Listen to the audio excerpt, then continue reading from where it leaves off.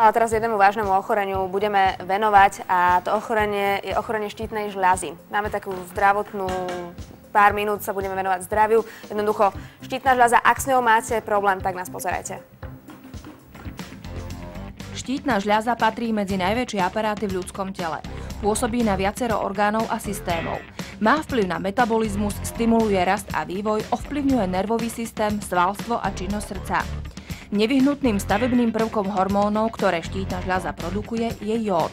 Jeho nedostatok sa zvyčajne prejavuje únavou, zhrubnutím kože, bolestiami svalov, zápchov, zmenami hlasu, sklonom k depresiám a celkovým úbytkom vitality.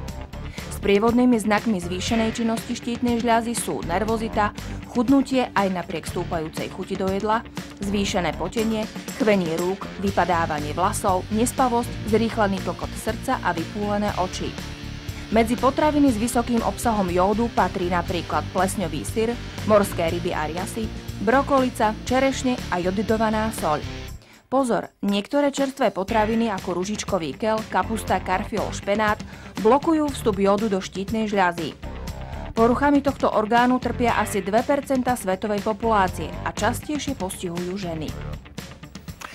To si vedela, že to častejšie postihuje ženy? To je zaujímavá informácia. Ja som o tom netušila, teraz to už vieme všetci, milí diváci.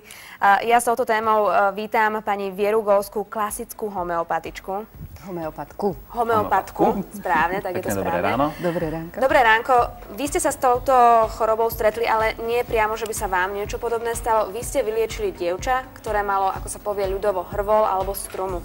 Áno. Homeopatickou liečbou. Áno. Ako je možné docieliť niečo podobné, vyliečiť takéto ochorenie a vyhnúť sa možno operácii? No, my homeopati hovoríme, že je narušený vitálny princíp v organizme. To znamená, my tvrdíme, že zdravý organizmus to je harmónia tela a duše. Na základe toho my pomáhame vitálnemu princípu, to je metóda energetická, kde vlastne informáciu odovzdávame telu a snažíme sa tú energetickú informáciu prírodného podkladu alebo tej substancie z prírody dostať do rovnováhy, respektíve do rezonancie s energiou človeka. Jedine v tomto prípade podobné sa lieči podobným, to je zásada homeopatie, je možné docieliť absolútne vyliečenie. To znamená vyliečenie aj tých chorôb, ktoré sa tradične ohlasujú za nevyliečiteľné. To znamená, my liečíme spravidla a najčastejšie prípady chronické, kde už každý zlyháva, ale práve na zásade toho, že dávame liek priamo na ten vitálny princíp. Možno to prirovnať aj k vyrovnávaciemu mechanizmu v organizme, ktorý má na starosti to, že napríklad skutočne na severnom póle napríklad máme inú teplotu ovzdušia, na rovníku inú, ale naša vnútorná teplota je stejná. Čiže dá sa povedať, že tým, že my pôsobíme energeticky na ten vitálny princíp, dôjde k samoregulačným schopnostiam organizmu, ktorý si to vylieči. Áno, to, čo hovoríte, mi tak pripomína, že treba vždy nájsť nejakú tú príčinu. Vy tušíte o tej príčine, čo vlastne spôsobuje ochorenia štítnej žľazy? Kde to vzniká v človeku? Áno, my v zásade tvrdíme, že 95% všetkých chorôb je vlastne psychického pôvodu. My si to sami vyvoláme. Vyvoláme si to potrebujeme, tak si to potom prihodíme. No? Presne to. Takže my ako myslíme, ako konáme, akými traumami prechádzame, to všetko vlastne sa odráža na tom našom organizme a my považujeme tú každú chorobu len za signalizáciu alebo oznám o tom, že pacient je vnútorne hĺbšie chorý. Na základe toho môžem hovoriť aj o základnom motte alebo vyjadrení Hahnemana. Neliečme chorobu, liečme človeka. Choroba začína v mysli. Ak budeme takto postupovať, je možné docieliť absolútne vyliečenie pacienta. Vám sa to vlastne podarilo. Myslím, že máme v tejto chvíli aj pani Havranovú na linke. To by mala byť mamička vašej pacientky. Áno. Pani Havranová, dobré ráno, počujeme sa? Dobré ráno, áno, počujeme. Miestami sa mi strácate, ale celku dobré. A my sa budeme snažiť artikulovať tak, aby ste nám rozumeli a vy dúfam, že sa nám podarí to spojenie nejako udržať. Teda vaša dcerka mala vážny problém so štítnou žľazou? Áno, áno. Mala zvýšenú činnosť štítnej žľazy, ktorý sa prejavoval takým dosť veľkým hrvolom na krku. A v podstate žiadne iné príznaky ona nemala. Ona bola športovkyňa, dá sa povedať, miestami bola troška nervózna. ale bola to taký človek, ktorý má rád poriadok, je citlivá, keď sa niečo nedarí, taká perfekcionistka. Tá nervozita, to je asi súčasť. A v podstate sa to prejavilo tým hrvolom, tým spôsobom, že ma to dosť vyplašilo, pretože som nevedela, o čo sa jedná a utekali sme normálne k lekárom, ktorí však chceli to riešiť dosť takým radikálnym spôsobom, operačným zásahom a ja som bola proti tomu. To znamená, že potom, ako vás liečila pani Golská, alebo respektíve vašu dcérku, došlo k úplnému vyliečeniu tohto problému?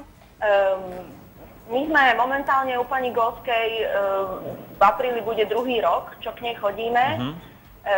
Tam tie výsledky my sme dali spätne aj po liečení pani Golskej preveriť vlastne krvný obraz, pretože tie hormóny štítnej žľazy a ich nadbytočná produkcia je zaregistrovaná v krvi krvnými testami, tak tie krvné testy boli, dá sa povedať, rapidne nižšie. To znamená, že sa to blížilo k normálnym hodnotám po 2 mesiacoch liečenia, čomu pani primárka endokrinológie, dá sa povedať, nechcela až veriť, že som to liečila len klasickou homeopatiou a nedávala som iné lieky. To je úžasné. Tak akým spôsobom ste ale vplývali teda na túto mladú pacientku, alebo ako akú metódu ste zvolili?